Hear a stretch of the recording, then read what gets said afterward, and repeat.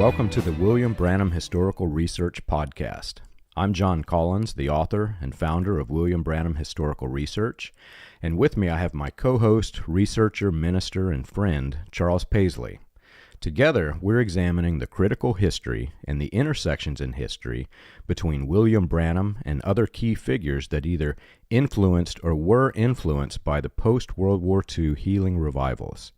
We also examine the fruits of these revivals, discussing everything from the latter rain and word of faith and new Apostolic Reformation movements to some of the more sinister sects that emerged as a result of this dark chapter in history in American Christianity. Today's episode is very exciting. We're resetting the podcast for the new format. And as many of you know, my research has been primarily focused upon William Branham and his message cult personality. But that research has raised more questions than it did answers. Charles, who has done extensive research into this movement, brings many of these answers to the table through inside knowledge of one of William Branham's closest associates. Hang on to your seats because the first episode of Season 2 is going to be a wild ride. Charles, this is the moment that everyone has been waiting for. Are you excited? Yes, John, I am very excited. I've been looking forward to diving into these topics with you, and the amount of information on this stuff is just huge, and it's going to be great for us to share the most up-to-date information and to even get into some things that maybe it's not been covered before. So I'm really looking forward to that and providing something to our listeners in an easy-to-access format. And you're right, buckle up. We're sure going to be deep diving into a lot of topics, and we're going to cover a lot of ground and reveal a lot of things, John. I'm looking forward to it. Absolutely. I'm excited. This is the things that we have been discussing behind the scenes in private that people need to know. It's just astounding. And some of the things I have not yet been able to say because they were things that my family mostly knew and talked about behind closed doors, but there are things that I could not just simply verify with, documentation or anything that's research related that I could quote into a reference note. But with what you bring to the table, now we have the combination of the mouth of two or three witnesses, and there are things that I can now say that literally my hands have been tied before this point. So yeah. I'm very excited. John. There's lots of stories and lots of things that we know, having lived here, been in it, went through it, the people that we've known, especially here in the Jeffersonville area. You and I, our families go way back to the early days of this group, and we know a lot of things and can definitely cooperate a lot of stories. So right. If I compare this to the Old Testament, you're like the scribes that kept track of a lot of the information that people assume that this history has been long forgotten, but in our conversations, the notes that you're taking is just unbelievable what you have. Yeah, it's really amazing, John. I don't know. I guess I can go into a little bit of my background. So when I came out from the group I was in, which maybe we'll talk a little bit more about, but I spent the first several years after finding some of the things that you had published, really looking to try and disprove it all. And so one of the things I had access to was many eyewitnesses of William Branham. In our church, we had people who knew William Branham all the way back to the 1930s, before he was married, before he even had children. And so we had a tremendous depth of witness of William Branham in really back to his formative early years. And I went through and I did talks with different ones, interviews, you could say, informal interviews, and did a whole lot of research into the people who were there and people who knew what was going on, and combined that with the things I'd heard throughout the years. So I look forward to being able to share some of that. I remember when I was writing the book, Preacher Behind the White Hoods, I desperately wished that I had what you had at that point in time, because I knew after the things that I found, I knew that they were just so incredibly wrong that somebody had to know many of these things.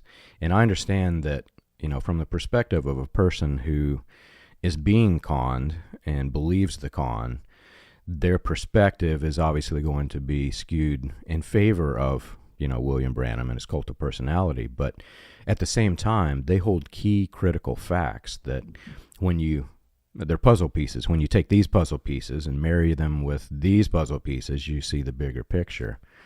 And I really wanted to have some of those interviews, and now that I've learned that you have them, oh my gosh, people are just going to be so excited.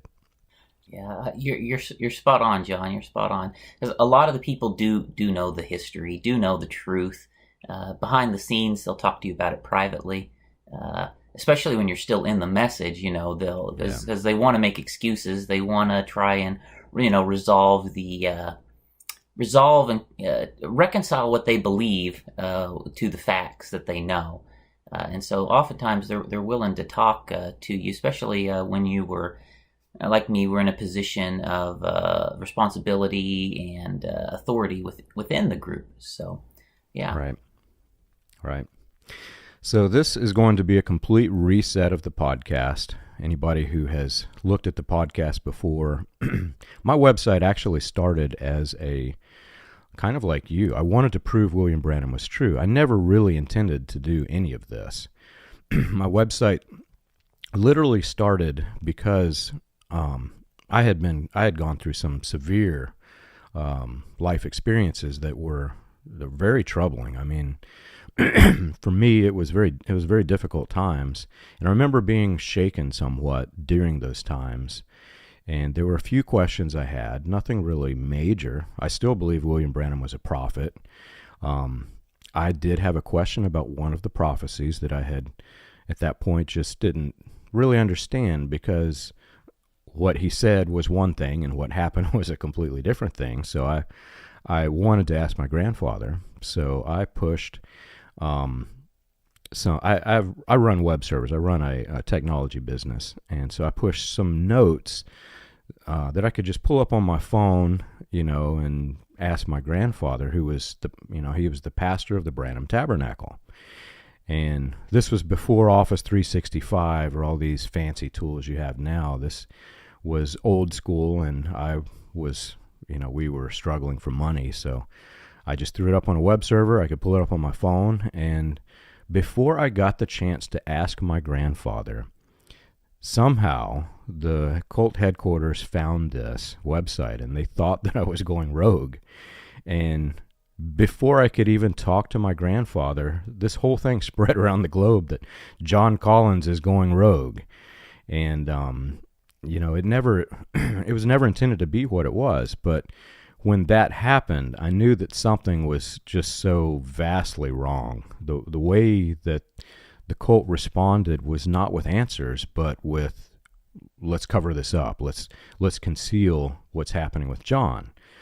And I have an uncle, bless his heart, who spread around the whole globe that John Collins was homosexual. And I've never had a leaning in my life. Like, in fact, I have the opposite struggle. As I'm a male, and I'm very much a male. And people who know me kind of laughed at it, but the people who didn't know me, they believed my uncle. And to this day, I had a pastor in the Congo contact me, and he says, John, I just want to let you know that I've led 2 of our churches out of the message, and I want to thank you for all the research that you've done. But I just have to say, it was a real stumbling block learning that you were homosexual.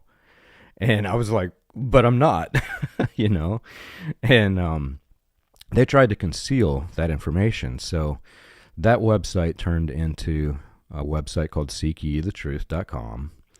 And the blog, I purposefully have left every blog post that has been in existence. You can go on my website, william-branham.org, and you can see the very beginning. They're almost not even readable. They're like notes.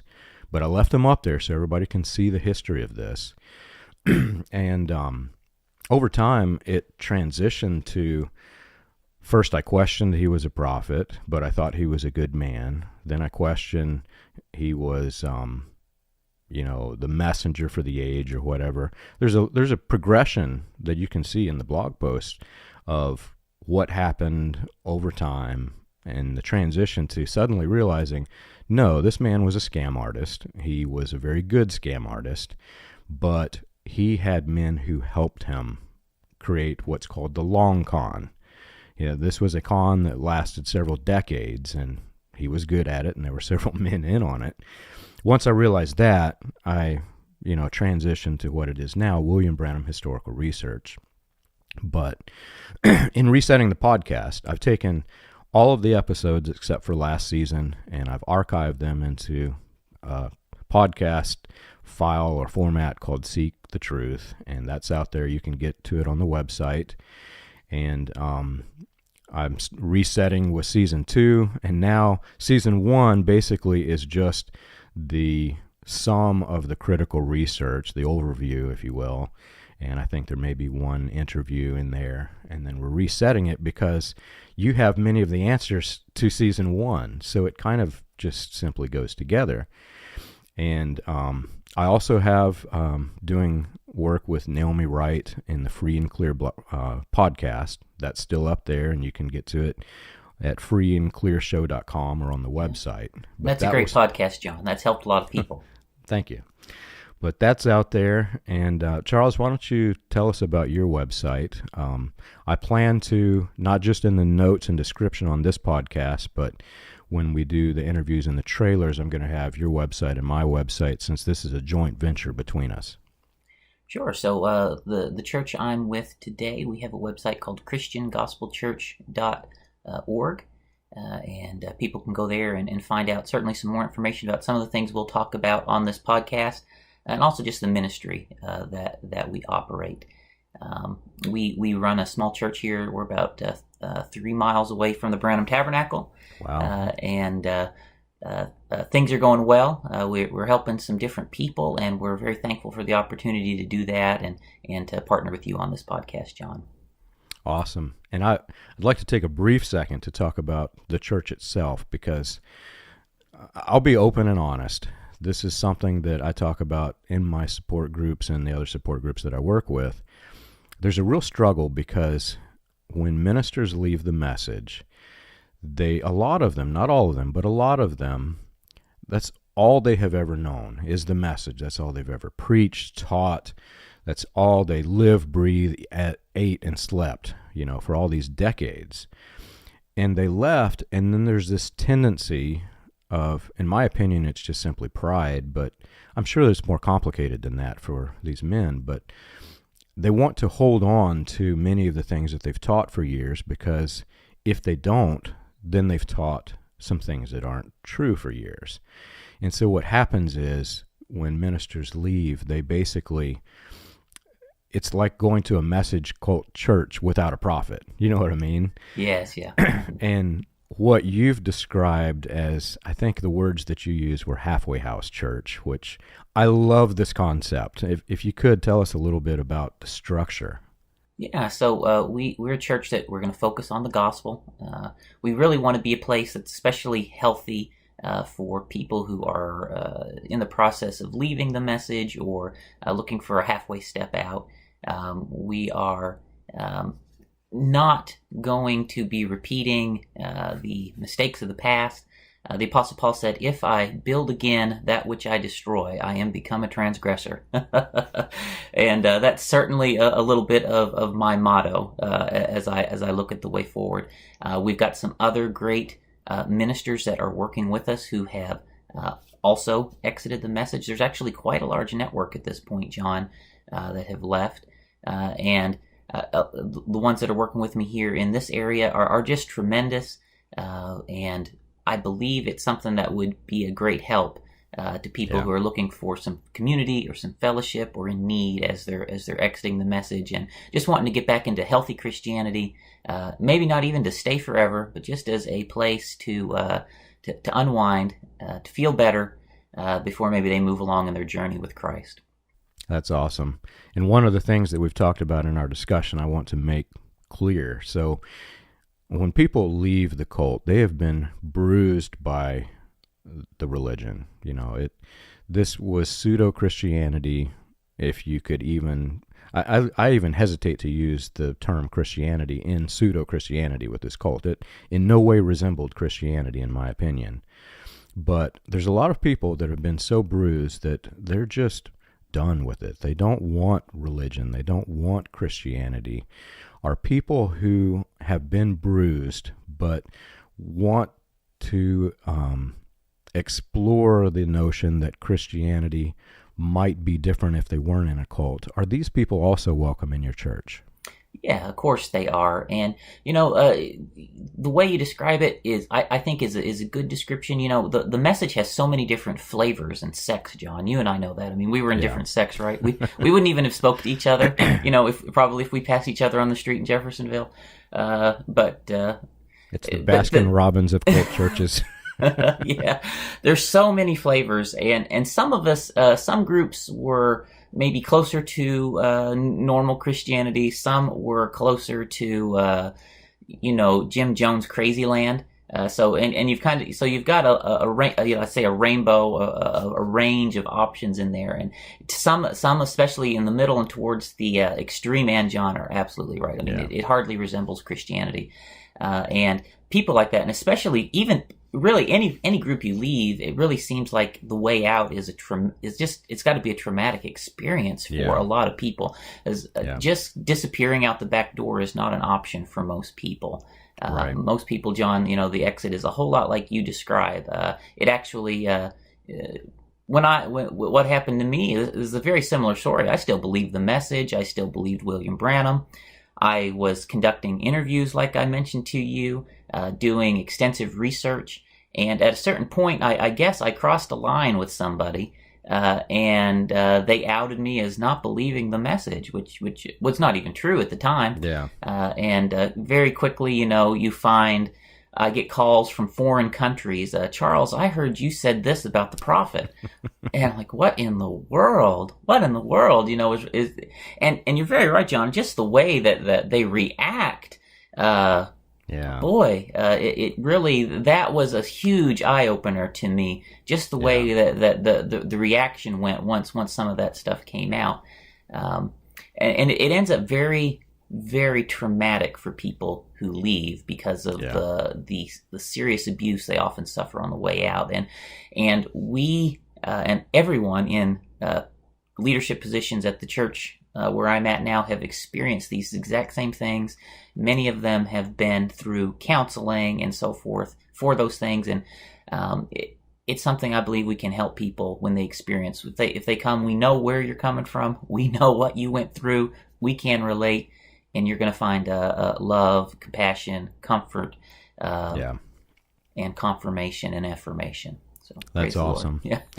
I will never forget when my grandfather learned of this note-taking website that I created, literally just some random notes. He called me up and he said, John, people have known these things for years. What does it hurt for you to believe it anyway? I'm going to come down very hard against you and your family. And it shocked me. I mean, this was my grandfather. Everybody thinks of him as this humble, gentle soul, and the man that called me was not a humble, gentle soul, but I remember that humble, gentle soul from before this. It was a complete and instant change. And what was very odd about this was my wife and children, at that point, my wife had honestly seen some of the questions, and I think at that point she was exploring the notion or had also came to, some of the same conclusions, but he had no idea. He shunned her and my children, cut them off because I posed these questions that people would suddenly be asking. And literally just to silence the questions, he was willing to cut off her soul from Christianity. And you know how it goes in the cult. Whenever they cut somebody off, they turn they turn your soul over to Satan for the destruction of your flesh. And my wife was like, wait, what? I didn't say anything. Yeah, I know just what you mean. When we were, the saying there that your grandfather said, people have known this for years. What does it hurt you to believe anyway, right? Like, Yeah. it actually confesses that they know what we're saying is the truth, right? Yeah. And the exact same thing, I discovered is that everyone in leadership positions that I spoke to knew what I was talking about, knew these things even before I asked the questions, had the answers, and they knew, John. They knew, absolutely. Yeah. And what's so ironic is that, those very people who turn around and condemn you are the ones who confirmed to you that you were right? And then they're angry at you, right, for believing them. Right. It's amazing, John, isn't it? Right. So yes. I experienced very similar type experiences. I received confirmations from the highest leaders in our sect of the message, the validity and the truth of certain things, but then when the day came, it was all me.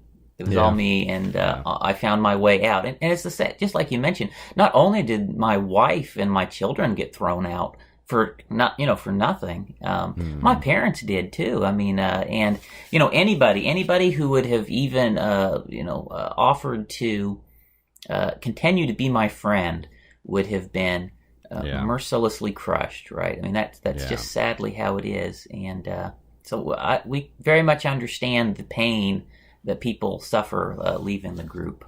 Yeah. There's also this weird complexity, right? Because I've learned over time, William Branham had different stage personas, and they were vastly different stage personas, to the extent one version of William Branham says anyone who accepts the Trinity, it has accepted the mark of the beast. And he paraphrases it, over several sentences. But he says essentially that he says the persons of the Trinity is a Catholic doctrine that came from Satan, basically. And he says if anybody who accepts this has accepted the mark of the beast, or, is in Satan's kingdom. But there are other versions of his stage persona that say, praise you, Jesus, praise the Holy Spirit, the third person of the Trinity, we who have accepted you. And when I found these things, what do you do with that? It's like if you take a coin that's got heads and tails, and you preach to the ground that, no, this is heads. Any way that I look at this coin, it's heads, and you leave it laying on the table, and everybody's, praise God, I see heads too. Well, then you get this other sect or this other division in the cult. Mm-hmm. Well, they've got the coin flipped the other way. Yeah. No, he said tails. Yeah. And they just go on and on. Yes. I don't know how those people can see heads, because when I look at this table and I see this coin, I see tails. And then they start fighting with each other. I've been in cult churches I was raised from Arizona to South Carolina and everywhere in between. And I remember as a kid growing up, I'd hear this particular pastor go on these rants that was his big thing, and these other pastors who went in rants against what this guy was saying. Mm-hmm. To the extent that in the same city, many times, there are cult churches that won't fellowship with each other at all. Right. And what's really interesting, what you bring to the table, is that right here in Mecca, in William Branham's home area, are two churches, two of which are foundational churches for this cult. Each with hundreds of members. Yeah. Big sects of the church, SECTS of the church, right? Yeah. And they wouldn't fellowship. Like, I didn't know any of you people. I did not know you until like 2 years ago. Right. Same thing, John. I mean, we knew about you, so maybe let me give a little background of where I'm from, and the church that I was in. So, my family has been in the message since the 50s. My father's family is from Canada. They came into the message actually in the 60s. My mother's family, though, came into the message in the 50s. They attended the Branham Tabernacle while William Branham was still living, was acquainted with him, the different people there.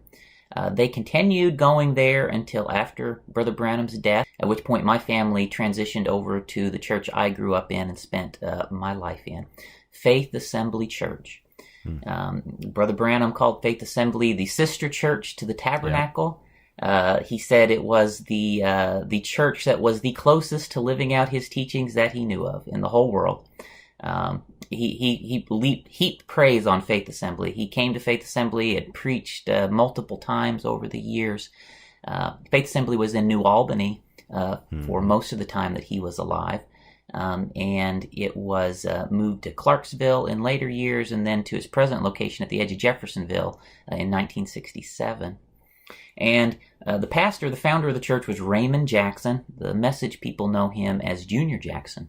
Yep. And he is a very prominent figure in the Message as a whole, and certainly within our sect, he was the leader. Raymond Jackson preached and spoke at William Branham's funeral. He was a frequent companion of William Branham, frequently mentioned by Brother Branham on tape.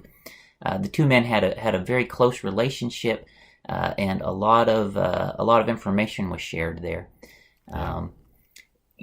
Faith Assembly is, to the best of my knowledge, the second oldest continuously operating message church in the world.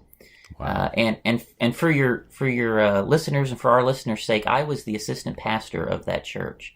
Wow. Yes, and I was I guess if you want to put it in that way, I was a prominent minister in that sect of the Message. Our church had a global outreach. At the heyday, Faith Assembly had dozens of churches around the world of fellowship, certainly thousands of people that were subscribers to our publications. I was the editor of that publication, which is one of the premier publications in the Message, Yeah. I think, certainly. So I was the editor of that, and obviously I was a minister. I mean, what you see behind me is a lot of this is a collection of message materials, John. Yeah. And so for the listeners who don't understand the depth of this, the Message has all of these different splinter groups that, like any cult, whenever something is so incredibly wrong and different, it splinters into all of these different divisions and factions. And the central faction of the Message, the cult headquarters is in Jeffersonville. The central figure of the main sect is Joseph Branham, William Branham's son. And the number 2 in charge is Billy Paul Branham, William Branham's other son. So Charles, who's in a competing sect, is the Billy Paul Branham of that sect. Oh, boy. There's an award. There's an award, man. Oh, that's funny, John. I never will forget whenever I first met Raymond Jackson. All my life growing up, I was just in awe at this name, Junior Jackson. I heard it all my life. I listened to tapes religiously. I listened to the recordings of William Branham in my bed at night. I had a Walkman, and I would go through school in between classes, and at lunch I was playing William Branham. When I was old enough to get a car at age 16, that's what I played in my car while everybody else had all this boom, boom music. I had this screaming voice, and they were like, what is that thing that you're listening to? And the name Junior Jackson was just, it was a key element of the Message. Yeah. He was a fundamental figure. Yeah. And we were at the Blue Boar Cafeteria, William Branham's favorite restaurant. Yes. And by association, my grandfather's favorite restaurant. And have you ever seen the show Seinfeld, Charles? I have, John, yeah. There's this recurring segment in Seinfeld. When Newman walks in, Seinfeld looks at him and goes, "Hello, Newman." And Newman looks at Jerry and goes, "Hello, Jerry." And they get this scowl on their faces, and it's all for laughs. That they like each other. But Raymond Jackson walked in, and he saw my grandfather at the table, and I looked up, and I wanted to stand up, hug his neck. I'd never seen this man. And he goes, "Hello, Willard." And my grandpa looks at him and goes, "Hello, Raymond." And then they scowled at each other, and then Raymond, Junior Jackson walked onto his table, and I didn't get to hug him. I was like, well, do I hate this guy or do I love him? Which one is it?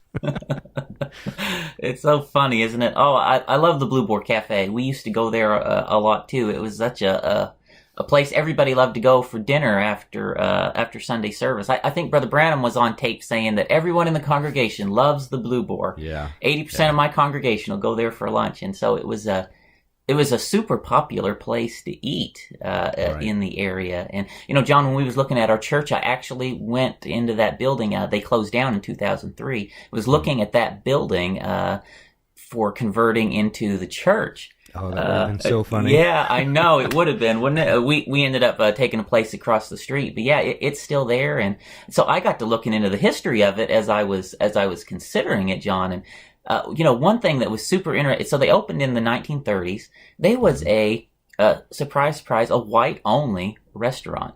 What? Yes, Blue Boar was a white only restaurant. Blacks Really? were not permitted. Yeah, and guess the year that they opened to blacks. The same year William Branham moved to Arizona. You have got to be kidding No, me. right? So I mean, just the Wow. irony of it all. Yeah, the irony of it all. But yeah, I can remember going through the cattle maze to get up there to the cafeteria line, and we'd always see the Branhamites. We called your sect the Branhamites, John. Yeah. And we would get in there, and we would never speak to any of them. We would Wow. look at them out of the corner of our eyes from our table. And when we get back to Faith Assembly in the evenings, a lot of times Brother Jackson would mention some of the goings on there in some of his sermons. Talk about the tabernacle crowd. Yeah. That's Interesting incredible. stuff. That is. And to the new listeners who aren't aware of this research, who's interested in the New Apostolic Reformation and all of these things that William Branham basically was the grandfather to, this was unknown to me until about 2014 or 15. But William Branham's church, the Branham Tabernacle, was actually created by what later became the Imperial Wizard of the Ku Klux Klan. He was the Roy E. Davis. He was the official spokesperson for the 1915 Ku Klux Klan. He and William Joseph Simmons, who founded the 1915 Ku Klux Klan, started other white supremacy groups, and we're going to go deeper into that history in this show, but William Branham, as early as 1928, was holding revivals with the Ku Klux Klan Imperial Chaplain, the Imperial Clud. Charles, you'll have to give me the name. My Caleb memory Ridley. Caleb Ridley. There you go. So there is heavy white supremacy roots in the Branham Tabernacle. Roy Davis's church was started as what was called the Pentecostal Baptist Church of God, and it was a sect, not a church. It was the headquarters church in Jeffersonville. He later moved that sect to another state, but William Branham basically, when Davis got extradited to, I believe it was Arkansas, on some grand theft in connection to murder charges, the church transitioned to William Branham, and William Branham became the leader of the church. It initially was called the Billy Branham Pentecostal Tabernacle, and then later that was renamed in 1945 to Branham Tabernacle. But during this before this transition, he was a Pentecostal minister. After the transition, he used the word Baptist from that sect to claim that he was a Baptist minister, but in all actuality, he was a Pentecostal. So the white supremacy roots and the connection to this is very surprising to me. The connection to just the restaurant that we ate in. It's unbelievable, the history. Yeah, you're right, John. There's so much history, and you said such a mouthful there. I know in future episodes we're going to deep dive into each of those topics a little bit at a time and unfold some of that. But it's amazing when you step back and you just look at the true history of this group, who created it, where it came from, the things it did, the things like your grandfather said that we knew for years, John. What does it hurt you to believe anyway, right? The things where I came from, they knew it for years, Charles. What does it hurt you to believe it anyway?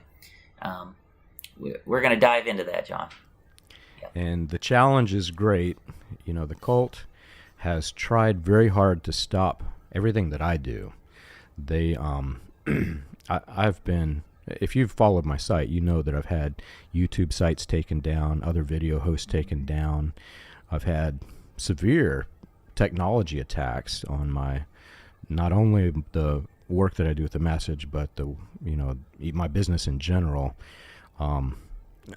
The funniest thing that I found was when I first started this, people were brute forcing password attacks into my servers with passwords like Malachi 4, as if I'm going to use that password after leaving the cult. What in the world were they thinking? And not only that, who else but this cult is going to use that as a brute force password attack? There's so much history there, but Charles, one of the things that we're going to face is that, the cult would like for this podcast not to happen. So we're going to be putting this into different, when the podcast goes out, it's going to go in different venues. So if one goes out, one gets taken offline. On the website, on the video page, you'll see feed 1, feed 2, feed 3, feed 4. And when one goes offline, it will just transfer over to another one. Okay. Yeah, that sounds great, and I think that'll be good for the viewers. That way they can access it anywhere, have multiple channels. Awesome. And Charles, when we were talking, you had a story about when you were looking at my website, somebody contacted you. I think that's an interesting story. Oh yeah, so although our sects didn't align at all, very interestingly, John, when you started publishing some of your material, people from Voice of God started reaching out to me over at our sect of the Message, and there were some interesting exchanges of information there, and so I do know, John, and I absolutely believe that efforts are being made to shut you down and different things. I too work in technology, John, as you know. I have a similar background, and I remember back in those days looking, I could see different things that were going on towards your website for trying to poison your SEO and different things of that nature. Yeah. And that was interesting stuff. And I remember when your YouTube channel got taken down, I was still in. I said, "Well, praise the Lord, John's came around to the truth." That's how I looked at that. But I realize now, no, they use tactics to get rid of it. Yeah. So we've got so much to cover in this podcast. There's so many exciting different areas of research that we could cover. So why don't let's take a few minutes and just talk about what we could cover for the upcoming episodes. What are some of the things that you think listeners would enjoy hearing? Sure. So there's lots of topics that we could cover, and I know I especially want to share a lot of the facts that we know about William Branham and explain some of the ways that we know those things.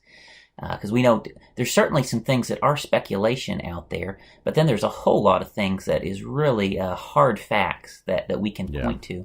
And, if something is a speculation or a question, we're not going to be afraid to ask that question. Because we want to make sure also, though, that everyone does see the underlying evidence that's causing us to ask the questions that we have.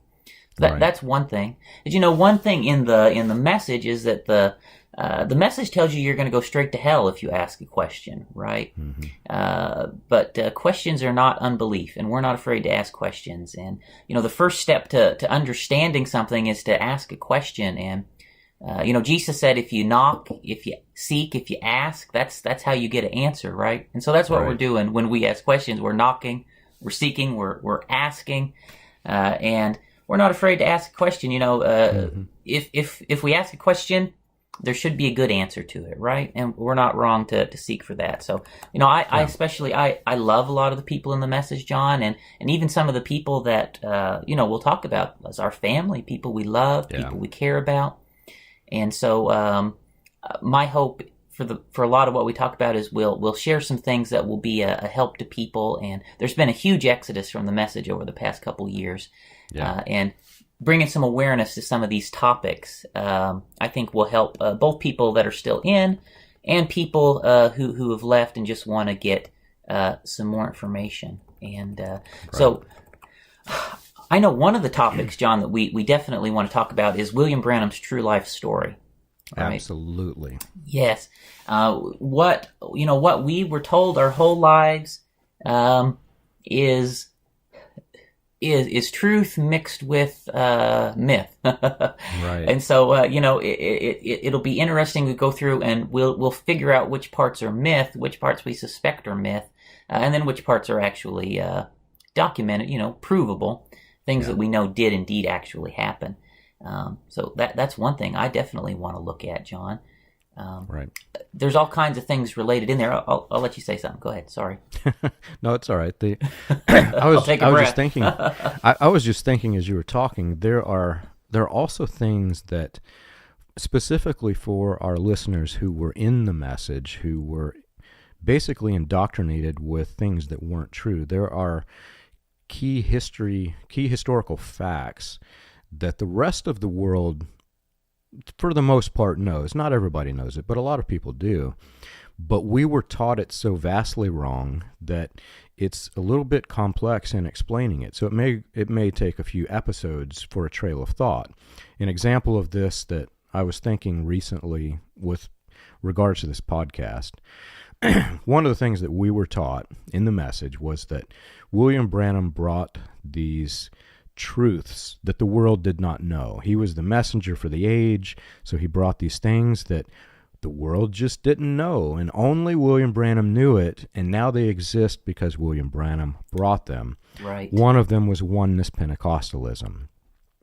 And as we dive into the history specifically of Indiana church history, white supremacy history, there's a fascinating history in Indiana.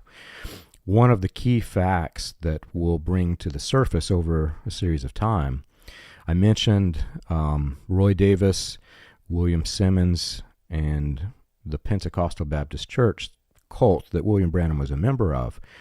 Well, in Indiana, there was a man named Garfield Thomas Haywood, and he literally is the reason why oneness Pentecostalism exists. He predates William Branham. He had a very popular tract called Victim of the Flaming Sword. He was a black man, and he was growing up, or he was raising to his spiritual authority in Pentecostalism as a black preacher in the heaviest concentration of white supremacists in the nation at the time. And his tract, Victim of the Flaming Sword, was very symbolic because the black communities could very much feel like they were, driven from the Garden of Eden with the flaming sword from the book of Genesis. Roy Davis and William Simmons, when the Klan dissolved, they created a response to this called the Knights of the Flaming Sword. They wanted to be the ones doing the driving. Mm-hmm. And Davis sets up camp in Indiana. Right. He starts a Pentecostal sect. Yes. He's a Baptist minister. He is truly a Baptist minister, but he creates a Pentecostal sect, and they want to basically be in opposition to this growing thing that Haywood created. And when William Branham goes on his famous Mishawaka trip, he's going to a time when all the Pentecostal churches are wanting to merge, and they created a sect that they wanted to merge with this group called the Pentecostal Baptist Church of God sect. And, you can look at the history and say it failed, nobody knows this thing existed, but look at the number of people in the world that now think that William Branham is the one who brought oneness Pentecostalism. It actually worked. It was very effective, this long con that they created. Yeah, there's so many things that William Branham claimed to be the originator of, but upon research we find it's not so, right, John? Just right. Like you mentioned there, and that's one of the great things about some of these books I have here in the library. Yeah. Right, we know exactly where this stuff came from. I know we're going to deep dive into that in some of these episodes, but we know exactly where these supernatural revelations came from, and so far I've yet to find one that actually had a supernatural source. And in fact, we found almost every single one of them, in these books. There's so that'll be an interesting episode, and that's like you mentioned, John. That is a huge thing when you're inside the message. We believed, that angels came to William Branham and told him these things. We believe that he had these mystical visions, and God told all these things to him. Mm-hmm. And we don't necessarily even have to judge whether they're right or wrong, right? Whether they're true or false. Yeah. But we can judge. He did not learn these things the way that he told us that he did, and that's such a sucker punch. And I know for me, John, especially that, and the truth about the things that happened in 1963 was just probably the most impactful things at all for me personally. When I started to find the truth. And I definitely want to do an episode on the truth about 1963, what really happened that year, what made that cloud, where William Branham really was at the time. Look into those things. So that'll be very interesting for the listeners as well. Yeah, there's just so much, and I'm looking fascinated at your library. I think when people understand the true value of what you have behind you, what this represents to the cult, I think people are going to be very surprised, and you're going to get a lot of questions. Where do I get these books? Right. Yeah. John, I spent years collecting these. So Brother Branham has a library out in Arizona, and some of these stories are amazing, and I'll share them in more depth, more episodes. But at one point, there's a book right here on my shelf. My finger's right where it's at.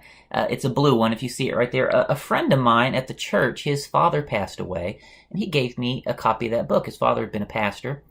And I'm looking at this book, and I'm like, I start reading it. It's got, hey, this has got some great pictures. I'm going to use these pictures. But then I start reading it, and I'm like, oh my goodness. Oh, man. Oh, my goodness. Look, I can't believe the things that are wrote in this book. William Branham said he got all these things from angels.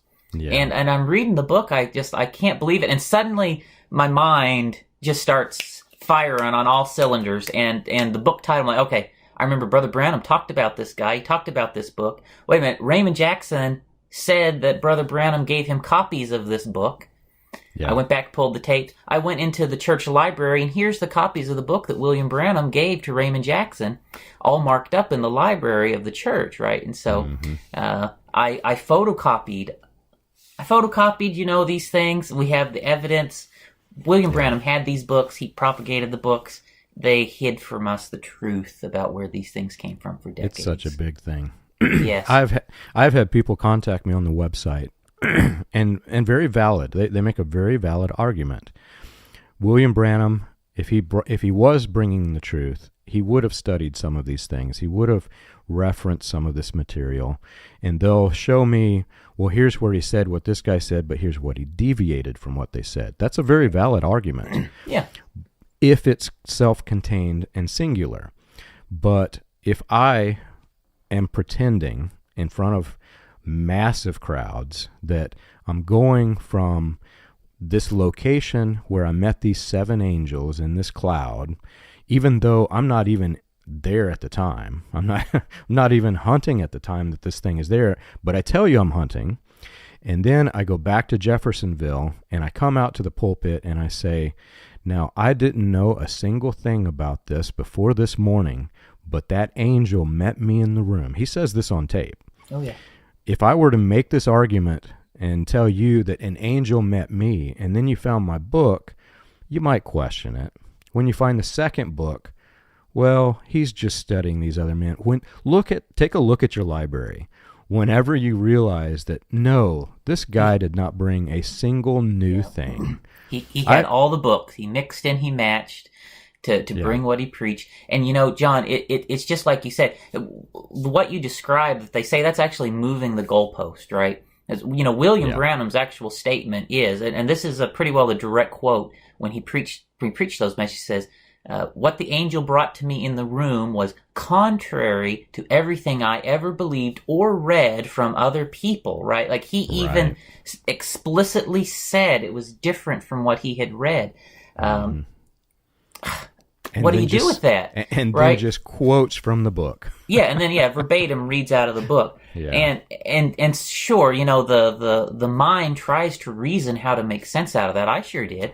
But at a certain point, you just have to admit the truth to yourself.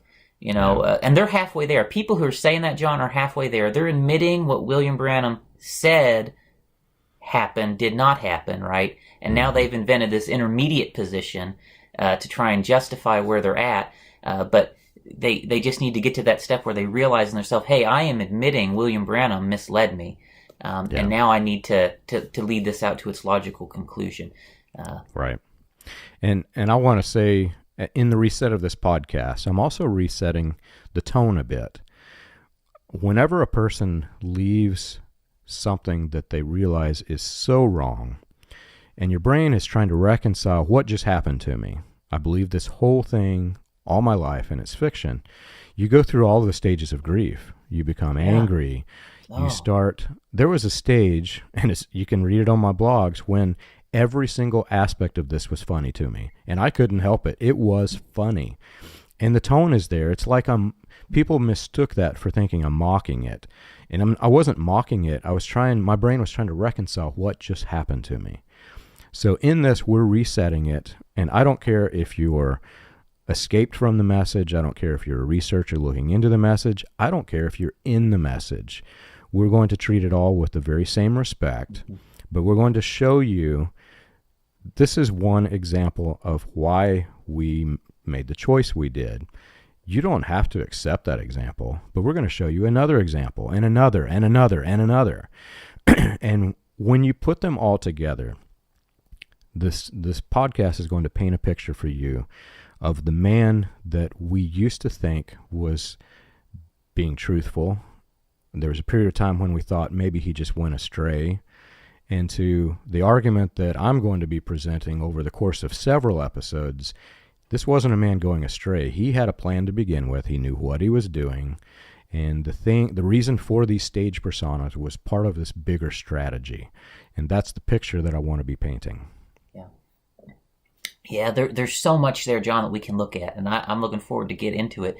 There's definitely a trend you see over time in William Branham's sermons leading up to an ultimate goal, right? And as you progress into the 60s, you see that coming into fruition. Because, by the time you get into the 60s, William Branham is 90% different than what he was at the beginning, right? Yep. But that 10%, John, carried all the way through, didn't it? So there was elements that was there from the beginning that he was building on from the beginning that by the end become the main thing, right? But all along, it's growing that piece into the final state that we see, which he did in his last years. Really is amazing stuff.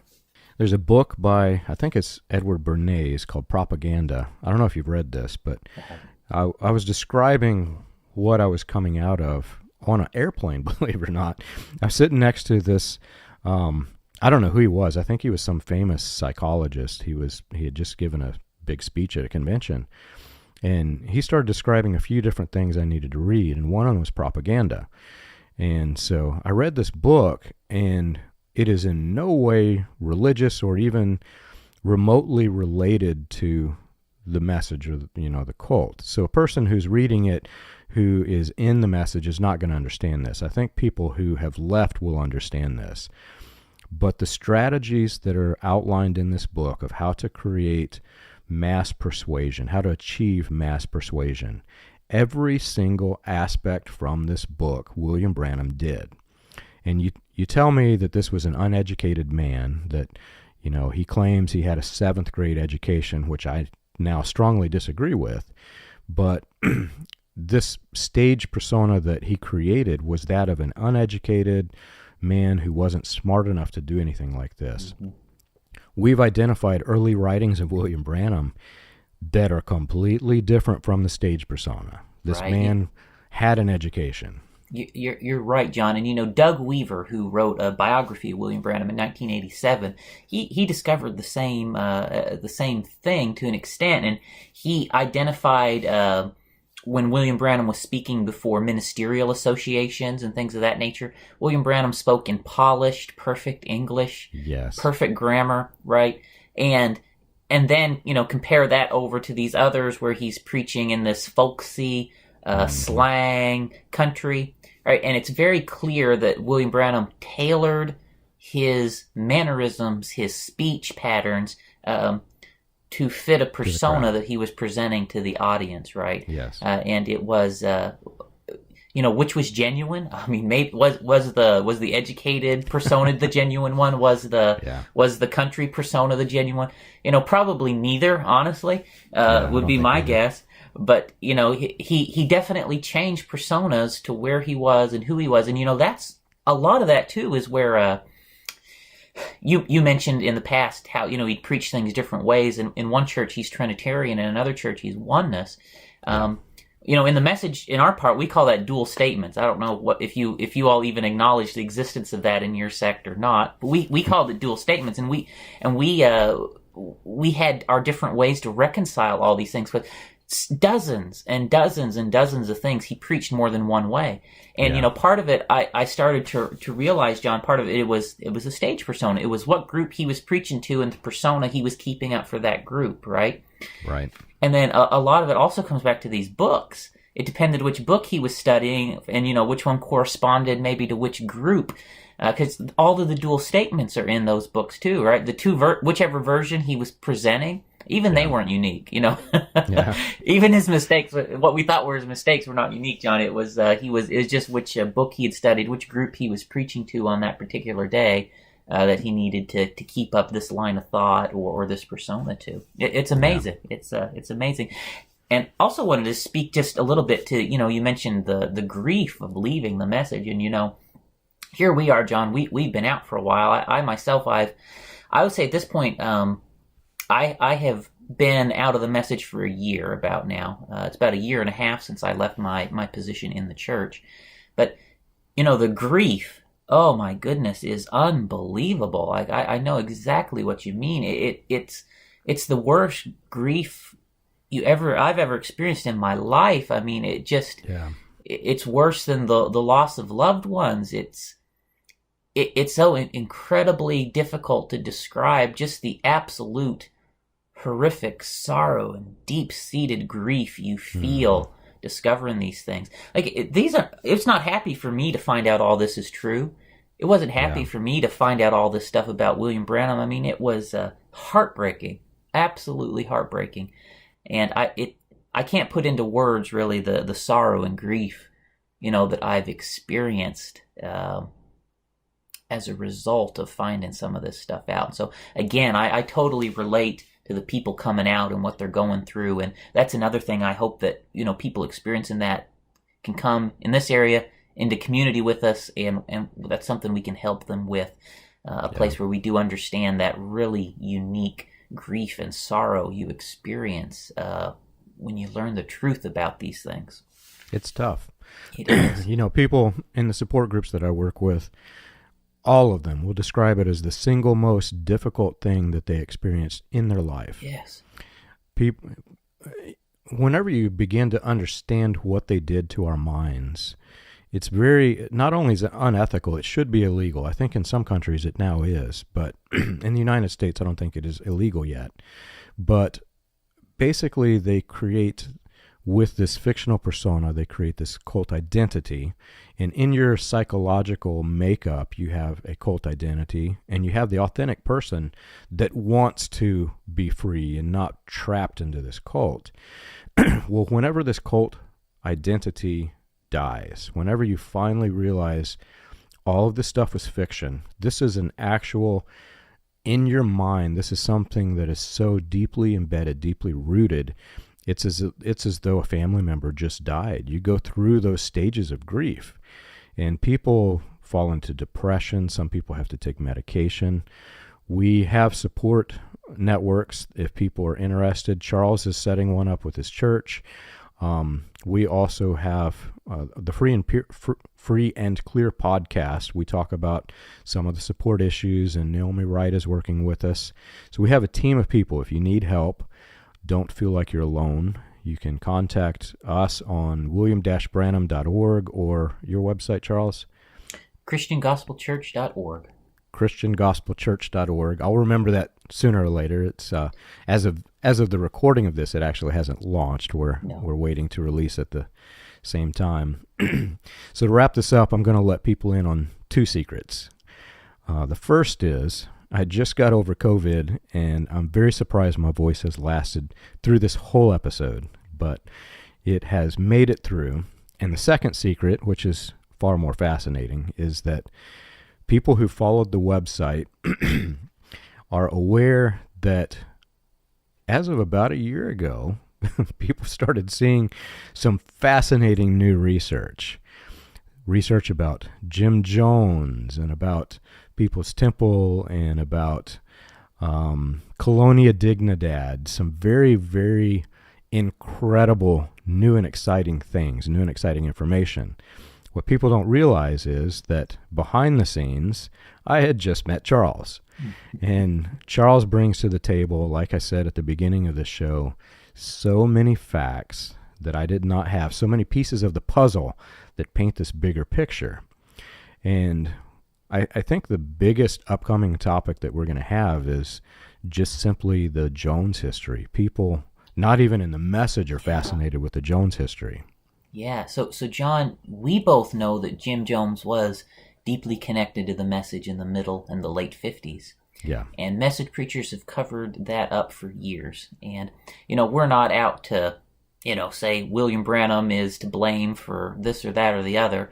But definitely we want to let people see that the message leaders have been misleading them about Jim Jones' role in the message and connections to the message. He was a leader. Yes, and it's a demonstration of some dishonesty there. And there's some interesting stuff, John, we can share on that topic because, we know people who knew Jim Jones. Yeah. We knew, I have been in churches Jim Jones frequented myself. And so, we're going to have some interesting things to cover when we go through that topic. It's very exciting stuff. So I hope you've enjoyed this episode, which is basically just an overview of the big things to come. Charles and I are very excited to bring this to you, and we have so much to talk about. I was sitting there before we started recording, Charles. I was trying to think, well, how long can we keep this up? How long will this run? And I started going in my head through all the different topics. I actually have the opposite thought in my head. Can we get all of this out before we get too old to do it? I know, right? I sat down one day and just started listening. I listed 50 episodes, just in a matter of a few minutes of brainstorming. There's so many things, John, that we have to talk about. Yeah. And I don't know how much more time we have in this episode, but it's been good. Yeah, this is exciting stuff. So I hope you enjoy it. If you want to learn more, you can visit my website at william-branham.org, Charles's website at ChristianGospelChurch.org. ChristianGospelChurch.org. I'm going to write it in my notes so I don't keep forgetting this. And you'll see it in the description of the video, and you'll see it on the cover page of the video. But we're excited to do this. Join us. We're going to knock your socks off.